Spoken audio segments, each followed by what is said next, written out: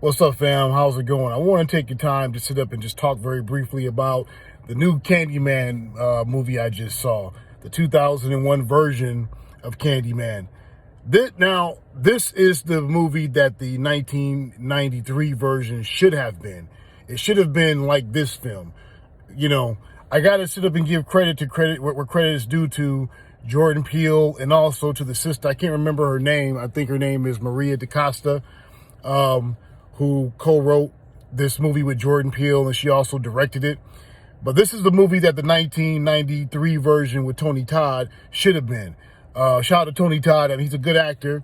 I liked him in other stuff that he's done, like this. I mean, like Candyman, Final Destination, Caught Up. Also in The Rock with Sean Connery and Nicolas Cage. But back to this film, not to digress. I thought that this movie is what the original film should have been.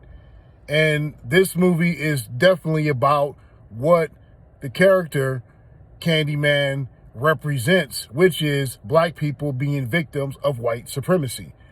In the original Candyman movie, that's exactly what he was.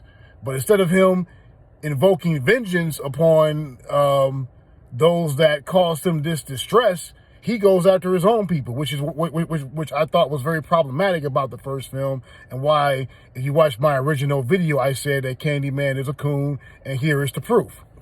Now, with this one, what's different about this one is the fact that Candyman is not just a person, but he is an allegory, an idea, a representation, a metaphor for black men in general who have been victims of white supremacy, in their dreams, their hopes, their aspirations have been stifled by racism.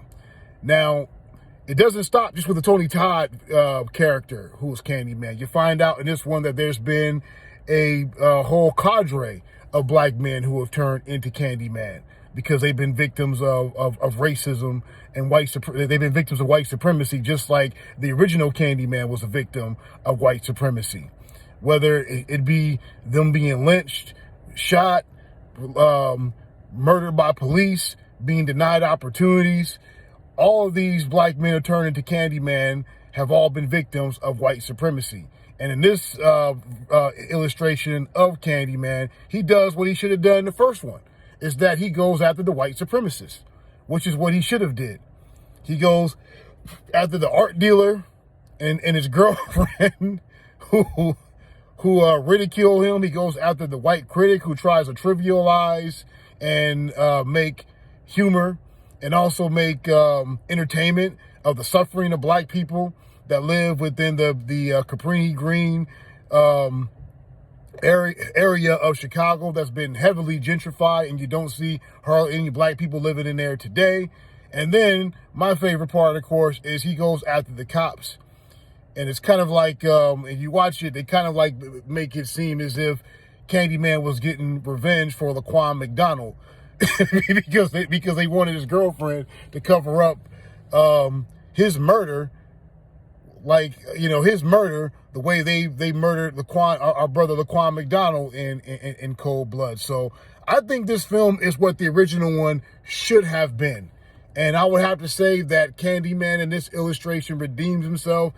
You know, he is no longer on the Coon train, all right?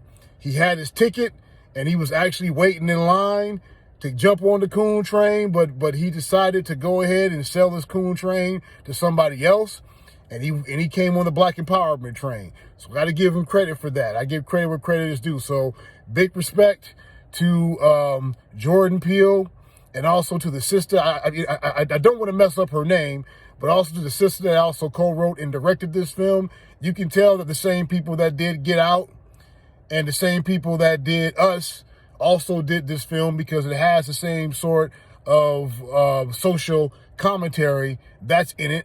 And this movie is the film that the original Candyman should have been. It's about gentrification, and ultimately it's about what the story of Candyman is really all about, but black people being victimized by white supremacy.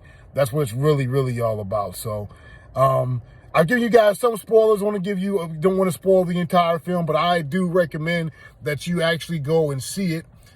It's a good horror film.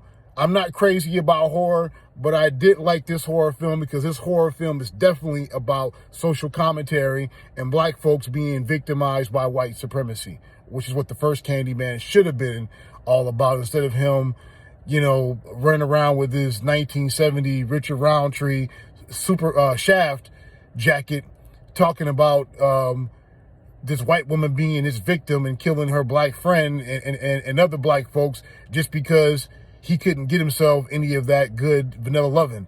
But I digress. Anyway, this is Rashad from Hero Productions, and I will talk to you all soon. Take it easy and go watch Candyman. Be my victim.